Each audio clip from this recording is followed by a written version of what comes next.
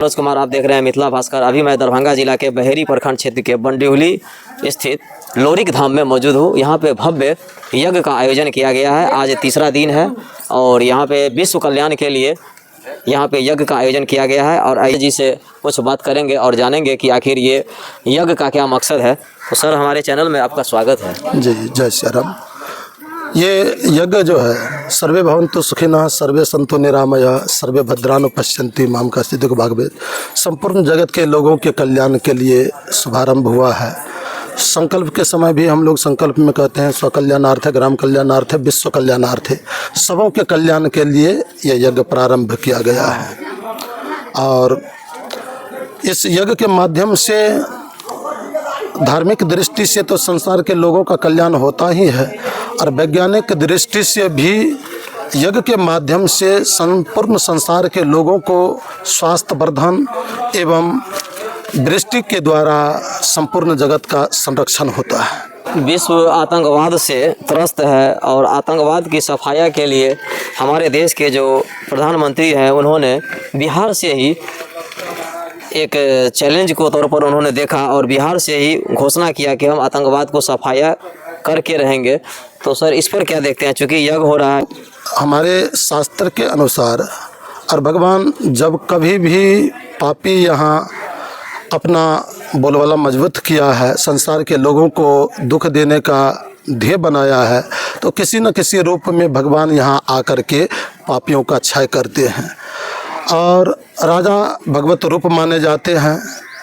राष्ट्र के ऊपर जब पापियों के द्वारा, आतताइयों के द्वारा किसी प्रकार का संकट आए तो उसका नाश करना राजाओं का अपना दायित्व होता है, कर्तव्य होता है और धर्म भी होता है। ये करना चाहिए। भगवान कृष्ण ने गीता में भी कहा, यदा यदा ही धर्मस्य ग्लानिर्भवति भारत अभ्युत्थानं धर्मस्य तदात्मानं सृजाम्यहं परित्राणाय साधूनां विनाशाय च दुष्कृतां धर्म संस्थापनार्थाय संभवामि जुगे जुगे। जब जब राष्ट्र के ऊपर धर्म की हानि पापियों के द्वारा होने लगता है तो परमात्मा किसी न किसी रूप में पापियों का संहार करते हैं, नाश करते हैं। और राजा भगवान के रूप माने जाते हैं। ये पापियों का क्षय करना उनका अपना दायित्व है, करना चाहिए। आचार्य जी, एक बात, ये जो यज्ञ हो रहा है तो ये कब से शुरू हुआ है और कब ये अंत हो जाएगा यज्ञ का? ये अक्षय तृतीया के पावन मुहूर्त में 30 तारीख को प्रारंभ हुआ है और 8 तारीख को यज्ञ का पूर्णाहुति है। उसके उपरांत भी 14 तारीख तक यहाँ लोरिक उत्सव मनाया जाएगा। ये यज्ञ 9 दिन का है जो 8 तारीख को विराम होगा। ये लोरिक उत्सव क्या है?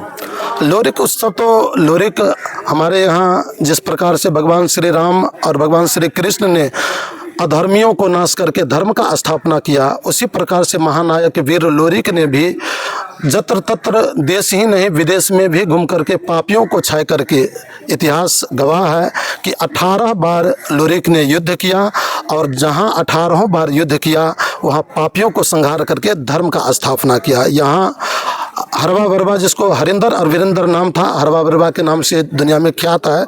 हरवा बरवा के द्वारा इतना ज़्यादा पाप परिकाष्ठा पर चला गया था कि लोग त्रासित थे उनके कृत्य के द्वारा।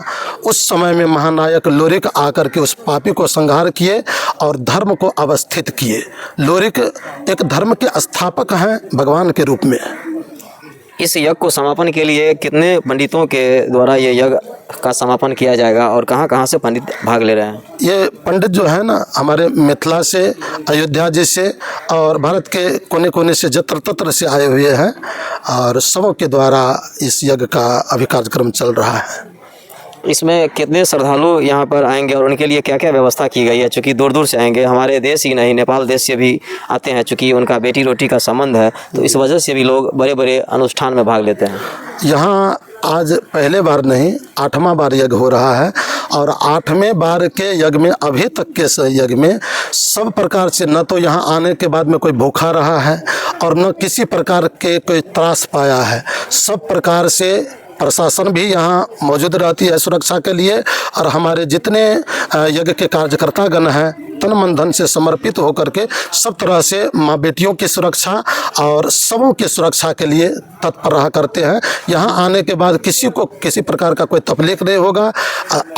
आने के बाद में यज्ञ का दर्शन करें, यज्ञ भगवान का परिक्रमा करें, कथा सुने और झूला आदि का जो मनोरंजन है ये भी ले। कहीं कोई दिक्कत नहीं होगा। जिनको भूख लगी हो, यहाँ रसोईशाला है, समूह के लिए भोजन बनता है, वो आकर के भोजन करे, कोई भूखे भी यहाँ ना रहे। और सब प्रकार से आपको किसी प्रकार का कहीं कोई दिक्कत हो तो आकर के मेरे कार्यकर्ता से कहिए, तत्क्षण आपका संरक्षण होगा। तो सर इस बार क्या लगता है कि माने बहुत ज़्यादा संख्या में लोग आएंगे, क्योंकि 8वीं बार ये हो रहा है आयोजन? यहाँ तो संख्या आज ही नहीं, लाखों लोगों की संख्या आती है यज्ञ में। जिस समय यहाँ 5 किलोमीटर तक रास्ता विरुद्ध रहता है, चलते आने में भी लगभग 5 किलोमीटर से यहाँ आने में 2-2 घंटा 3-3 घंटा लग जाता है। ये जितना नरसर का चर दिख रहा है ना, ये सब भरा पड़ा रहता है।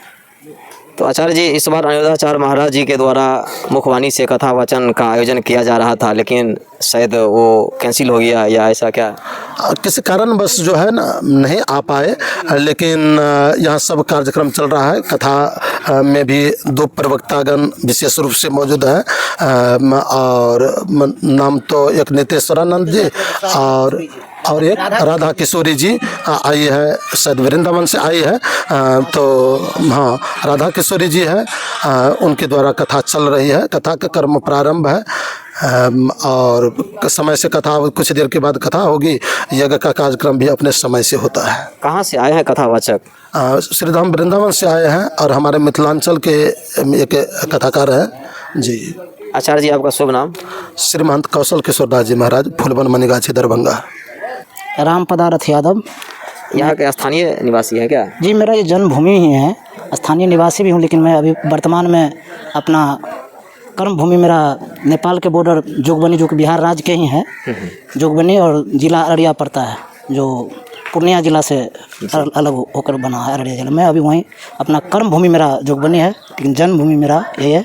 मैं इस यज्ञ में, ये 8वां राधा कृष्ण महायज्ञ है, इसमें मैं मुख्य यजमान के रूप में संकल्प लिया हूँ कि इस ग्रामवासी, इस क्षेत्रवासी के कल्याण के लिए यज्ञ यहाँ ये 8वीं बार हो रहा है। ये बहुत गौरव की बात है कि हर जगह, किसी भी जगह सुने होंगे कि एक साल यज्ञ हुआ, दूसरे साल हुआ, लगातार नहीं होता। और यहाँ ये लोरिक बाबा का ये देन है, इनका स्थान है कि ये यहाँ उनके नाम से, लोरिक धाम के नाम से प्रसिद्ध जगह भी हो गया है। और ये 8वां बार लगातार राधा कृष्ण यज्ञ हो रही है। मैं इन्हीं शब्दों के साथ। अच्छा, ये लोरिक धाम क्यों पड़ा और लोरिक धाम से क्या इनका, इस स्थल का ताल्लुक है? इस स्थल का लोरिक धाम से ये ताल्लुक है कि ये लोरिक नाम के महान पुरुष थे यहाँ, और यहाँ जो गरीबों पर अत्याचार होता था, वो अत्याचार के खिलाफ इन्होंने लड़ाई लड़ा है और गरीबों को ये अपना हक दिलाया है। और उसी क्रम में हमारे पूर्वजों ने, बहुत पहले आप सुने होंगे, जब वो यहाँ कोई टीवी न्यूज़ नहीं होता था, रेडियो पे डीडी न्यूज़ खाली सुना जाता था, दूरदर्शन का, उस समय में लोरकाइन गाया जाता था।